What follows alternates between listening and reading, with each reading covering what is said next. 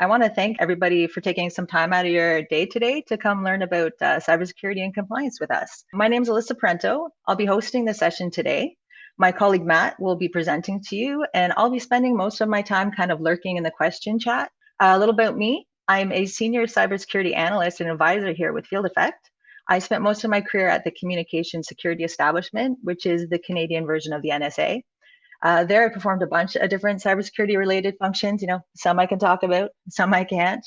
But it was really a myriad of different things, from helping to protect critical infrastructure to creating tradecraft to help track and catch threat actors. It was there actually that I first got the chance to work with our presenter, Mr. Matt Lewis. Matt spent 20 years at the Communication Security Establishment and then its sister organization, the Canadian Centre for Cybersecurity. He has an absolute wealth of experience in IT strategy, security operations, data analysis, and incident response. A couple of years back, Matt left the public sector, to come join Field Effect. One of his first orders of business was to develop our information security management system, which has helped us to achieve our ISO 27001 certification. And I like to think that's where Matt's love affair with compliance began, but I've known him so long that I know better. I know it's always been a thing he's been into. Today, as our acting chief security officer, Matt actually oversees all aspects of the company's physical and information security, along with our technical compliance program. So he is the perfect subject matter expert to be talking to us today. Take it away, Matt. Thank you very much for that kind introduction, Alyssa. So yes, about me, as Alyssa stated, I am a recovering public servant, so please don't hold that against me. I am a huge ISO 27001 fan. And oftentimes when I'm dealing with other compliance frameworks, I translate it into ISO 27001 just to bring it back home into my wheelhouse. I'm on LinkedIn, so if you want to reach out and connect, that would be awesome. Always looking to grow my professional connections. We've done a lot of work to try to distill this down into something that's meaningful in the very short amount of time that we have. I'm going to start off with just a brief description of what compliance is, what's great about it, why it's scary to so many people. Then we'll go through some of the commonalities between the different compliance frameworks, and then talk a little bit at the end about choosing the right security technology to help your compliance, and then choosing the right team that's going to help back that up. So what is technical compliance? Well, in a nutshell, it's all about norms, standards, rules, about all things to do with CIA. So a lot of the technical compliance frameworks, they're either going to allude to CIA or they're going to talk around it. But that's the confidentiality, integrity, and the availability of our data. So confidentiality, that means that it belongs to you. Nobody's stolen it. Nobody who's unauthorized to look at it hasn't. Integrity means that it hasn't been altered in any way and that people can trust that what that data represents is accurate. Availability, that means that it's there for the people who need it when they need it. So some of the different compliance frameworks, they really go two ways on auditing. Some of them are completely voluntary. Others require an outside audit by someone who verifies that you're actually meeting that standard. And technical compliance, for a lot of reasons we're going to dive into, it's often challenging and it's often stressful for the organizations that are trying to implement it. Let's look at briefly at a couple of technical compliance frameworks. Now, I've organized these in a very specific way, and we start with PCI DSS and CMMC, which is the upcoming certification that's due to be released next year that is going to mandate certain cybersecurity rules and frameworks for everyone who wants to sell into the United States military system, everybody who's a part of the defense industrial base. The reason I started with these two is because they're really not voluntary. If you want to work with credit card information, if you haven't outsourced it to a third-party payment company, you're going to have to go down the PCI DSS route. Again, if you want to sell into the defense industrial base and sell your products and services to the US military, you're most likely going to have to go down the CMMC road next year. And these are also audited by a third party. Now, HIPAA, again, not voluntary. If you want to deal with electronic public health information, you're going to have to abide by HIPAA rules. But there's nothing in the HIPAA standards themselves that say you need a third-party audit. So that's one that we would consider non-voluntary, but also not audited. And then we get into these two, ISO 27001 and SOC 2. Those would be voluntary standards that require an external third-party audit. So you can see there's a mix and match there. And then the last one that I put on this slide is the CIS controls, because that's a great example of one that is voluntary and doesn't require an outside audit by a third party. So what are the benefits of compliance? There's a ton of them. First and foremost, it provides structure. It provides boundaries. It provides rules. And it provides us a way that we can improve our information security. That, in a nutshell, I think is its biggest one, is that when you have that baseline and you have those rules, it's just a lot easier to improve your networks and their security, but also to show that you're improving them. Some people are going to need to adopt one of those frameworks to qualify for insurance. We know that cyber insurance is getting increasingly difficult to obtain. And so having a technical compliance framework that you can show that you've implemented is going to help you with that. Another one is that it's going to increase your market opportunities. I think the best example of that is CMMC. If you're a manufacturer and you'd like to begin selling your wares into the defense industrial base, to the US military, it's going to increase your revenue. It's going to smooth business to business transactions. And that's really one of the reasons why we ourselves got ISO 27001 certified, is that when people use your products and services, when they trust you with their data, they want to make sure that it's going to remain confidential, that they're going to have access to it, basically that they can trust you. And having one of those certifications is a way that you can increase trust and increase just smooth business to business transactions. The last one is limiting legal liability.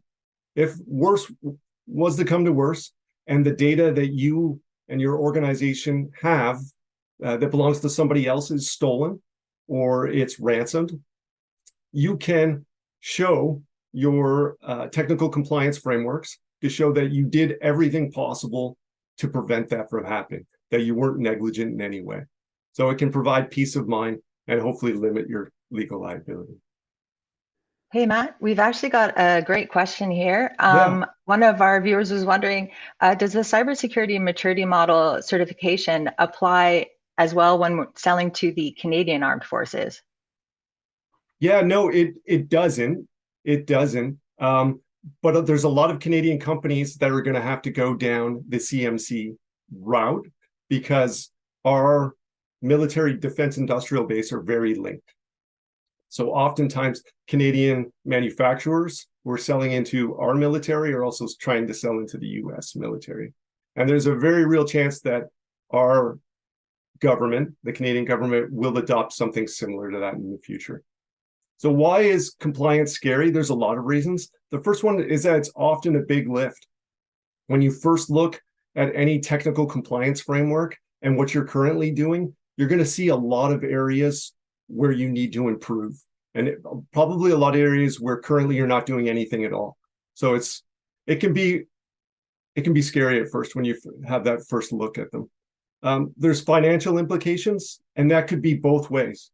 It's definitely going to cost money in order to implement any of these frameworks, but there can also be lost business opportunities and financial implications if you don't implement them. So either way, it could impact your business. And often it's difficult to show and to estimate, if I put $100,000 into getting this framework, what's going to be my ROI? How long is it going to take me to recoup that $100,000? That's often not clear when you start going down technical compliance routes. Another reason why technical compliance is scary is that it's subjective. When you read these big, long documents, they're never clear. They never say do A, B, and C, and you're good. They always talk in this very generic, very nebulous language.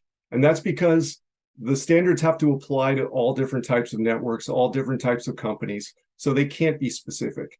They can't say, run a Fortinet firewall and you're good. They never talk about that. They'll talk about monitoring the network, about looking for vulnerabilities. But it's up to you to actually translate those high-level requirements into actionable objectives.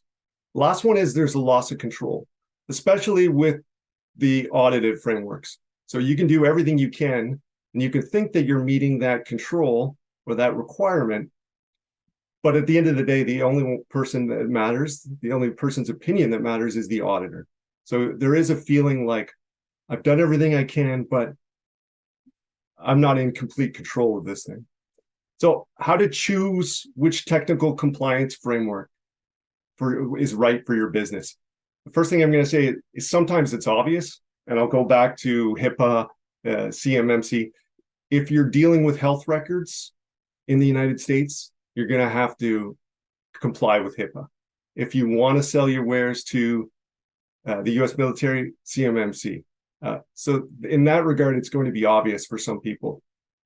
Other times it's going to be a budget constraint. And I think my advice would be, if your customers aren't asking for a SOC 2 report, if they're not asking if you're ISO 27001 certified, I would stay away from frameworks that require third-party auditing, just because it's very expensive. And if you can get what you need to out of technical compliance by adopting one of the voluntary non-audited frameworks, I'm thinking CIS, the Center for Internet Security, that's a great one. NIST, the Cybersecurity Framework, is another one that's voluntary, not audited, free. I think you can get a lot of that, a lot of the benefits of compliance without having to spend money on external auditors. But for some, if they're getting asked all the time for that SOC 2 report, it might make business sense. When in doubt, consult an expert. There's a lot of folks out there who love to talk about compliance. We've got them at our company. So feel free to canvass an expert to see what they have to say.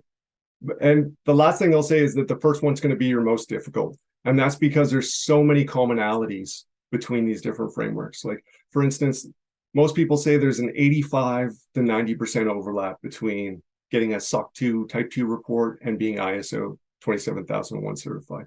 That's just to show you how much commonality there is across these things. We're going to look at a few of those right now.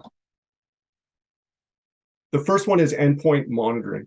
Almost every technical compliance framework has something to say about monitoring for cyber threats on the endpoint.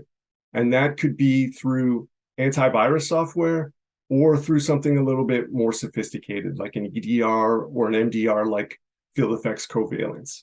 So that's probably a question we're getting is, can I meet any of the requirements with just a basic legacy antivirus? And the answer is, yeah, I think you probably could. There are a lot of reasons why you don't want to rely just on legacy antivirus.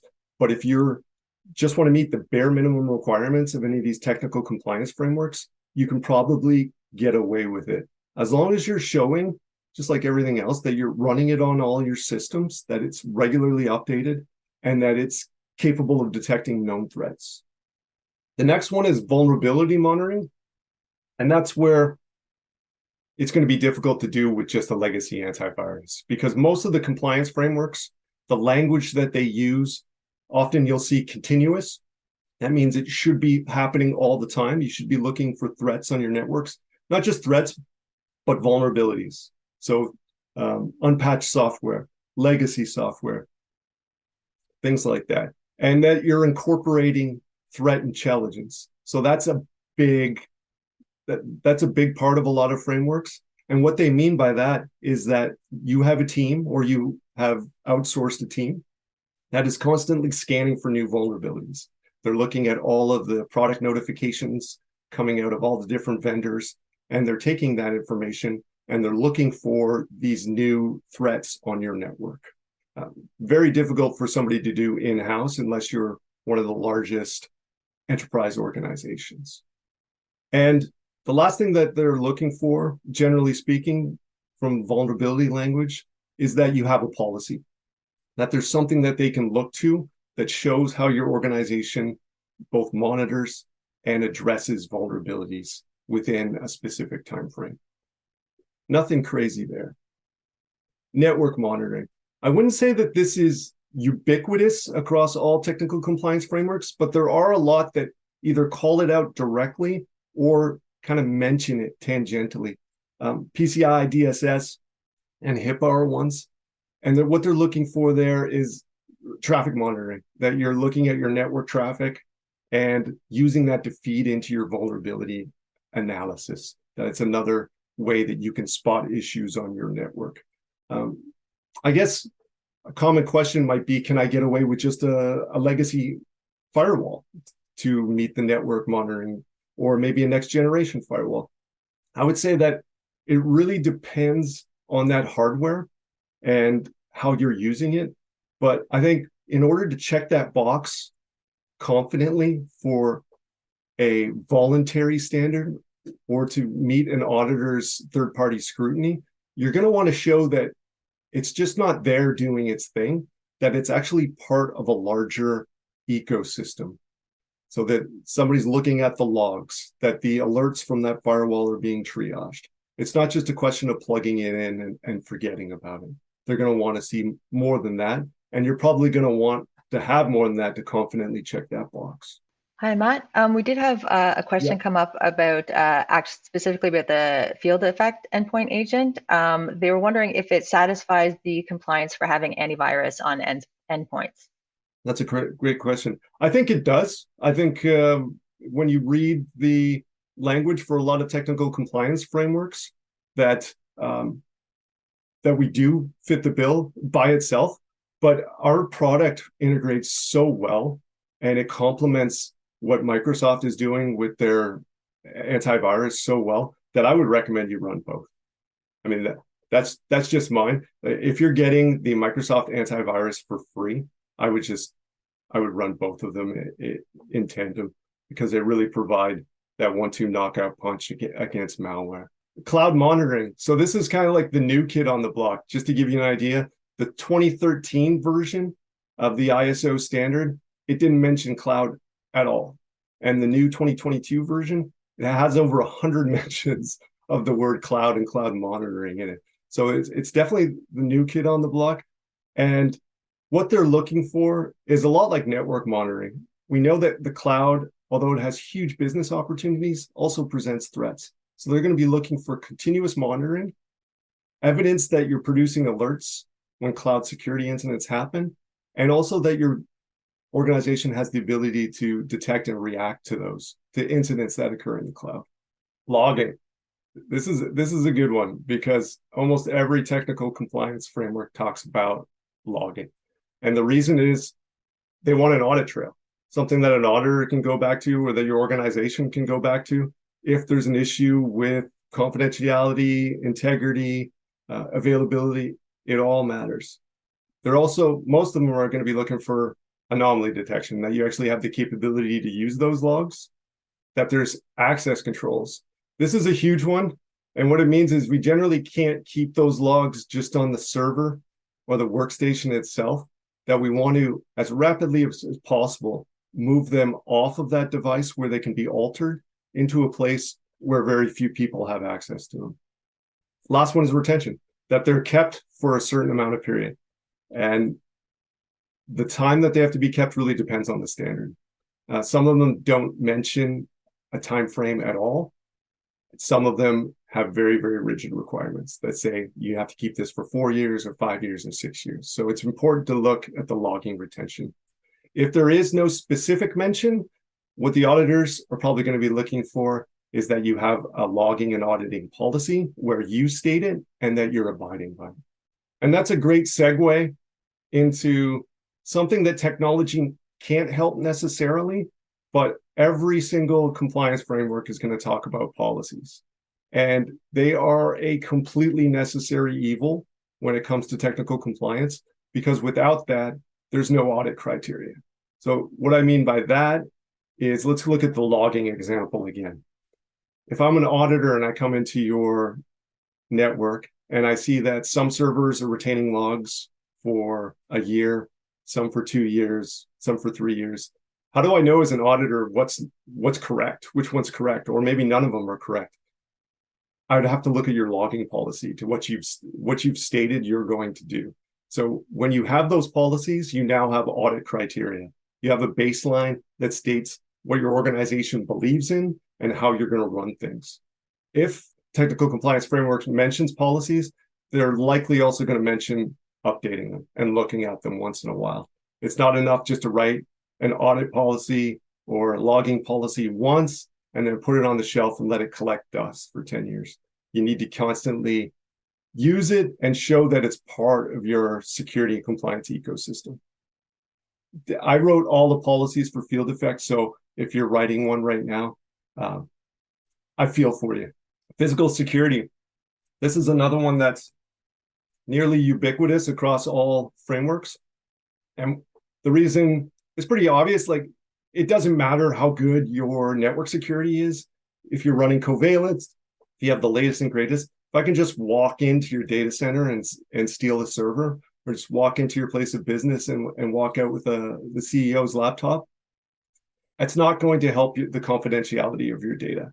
So they're talking about physical controls, and that can include things like locks on the doors, fobs so that only employees can enter, equipment sighting so that monitors don't face a window looking out into a street that lots of people pass by. And they'll also be looking for a layered approach. And so you might have a front entrance portion of your building where the general public can walk in, but then the actual working area employees have to fob into. And then the server room, not everyone has access to that. Only people who really truly need access to that have it. And that should fall in line with your rules-based access and really your access policy for your organization. Physical security is fun, but it's really just basics.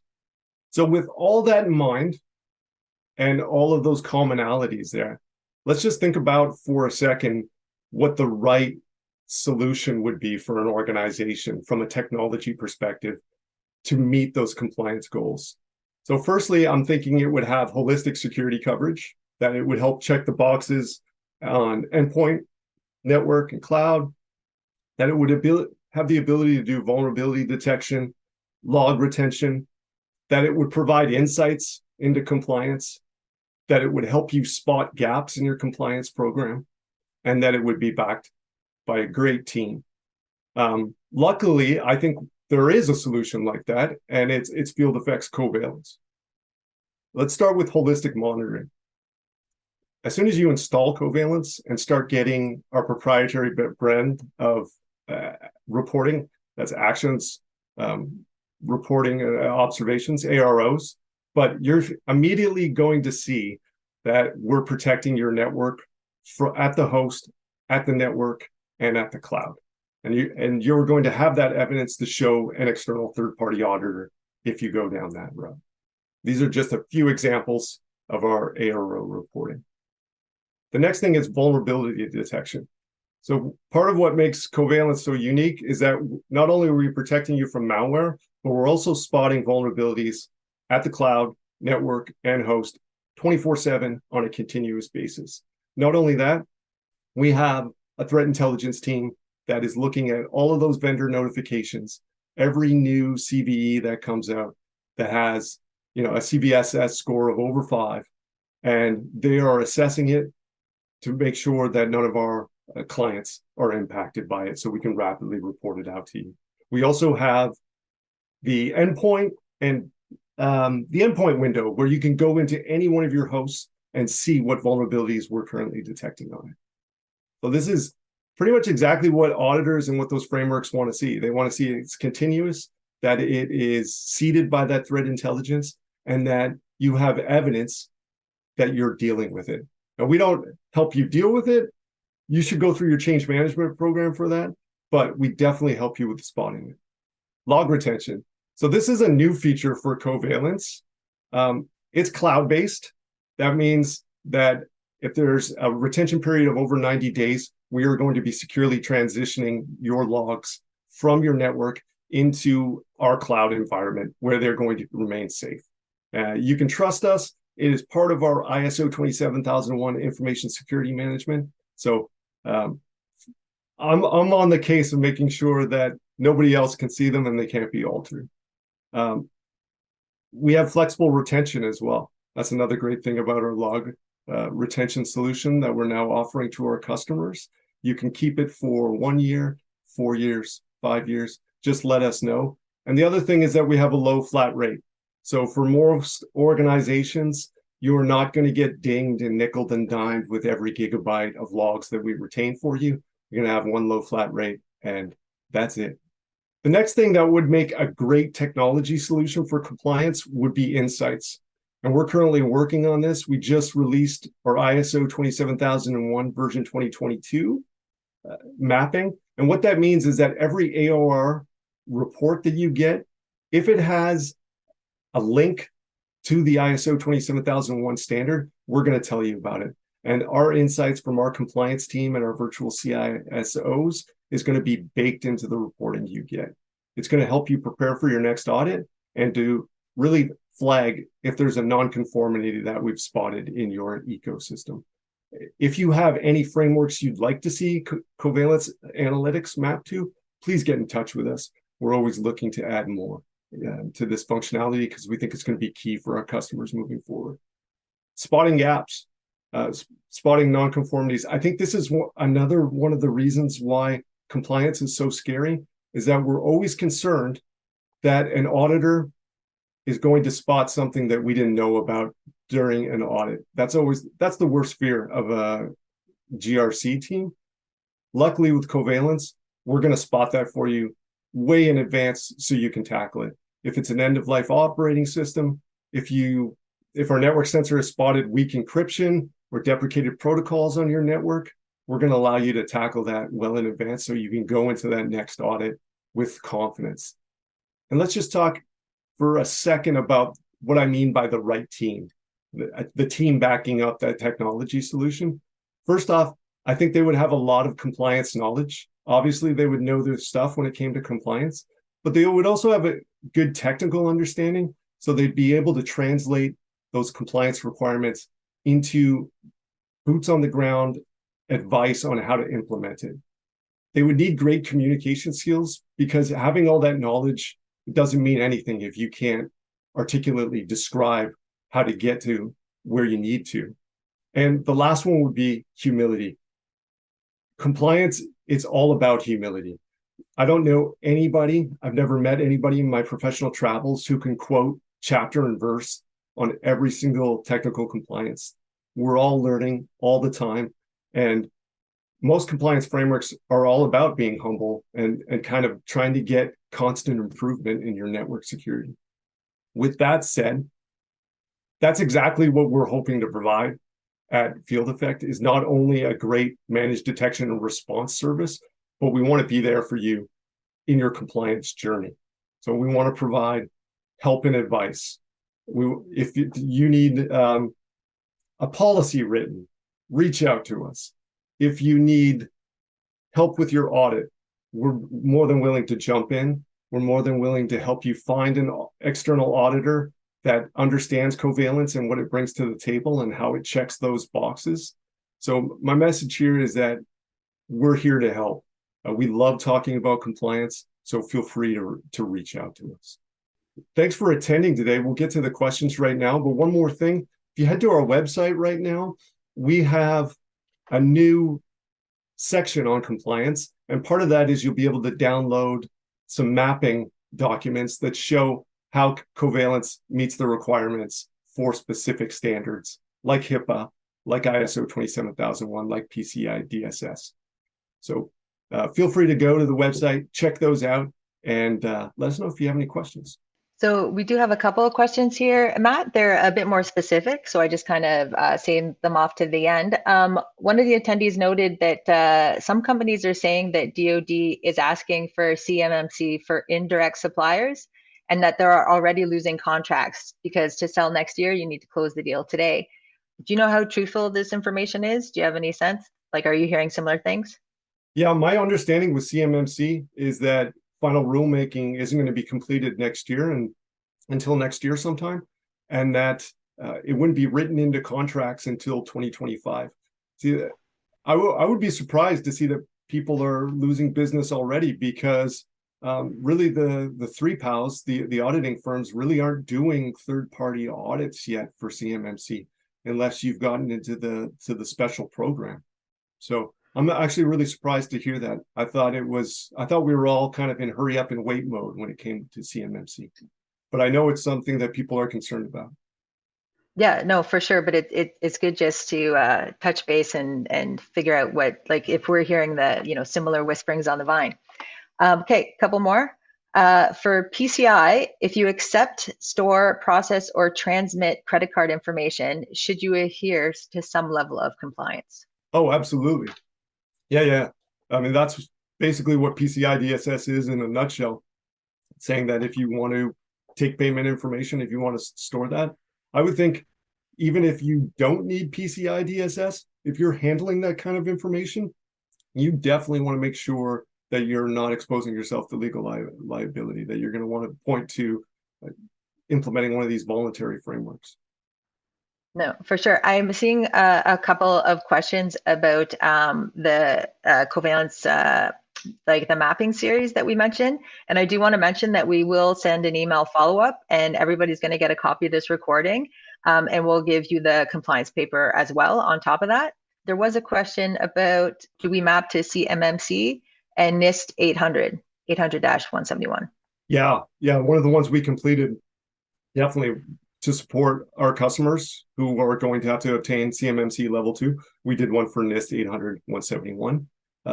There is a revision 3 of 171 that's probably going to get released early next year. So that might have implications on CMMC. But as soon as that drops, we're going to complete a new mapping for the new standard.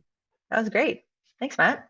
So as I mentioned to everyone, we will be sending out we will be sending a follow-up email where you're going to get a copy of this webinar so you can look at it at your leisure. And then also some of the Covalence compliance series, you'll get a link to that, as well as a paper. We have a white paper. So we want to thank everybody for your time today. We realize, that your time is precious, and we appreciate you wanting to spend it with us. Thanks, everyone.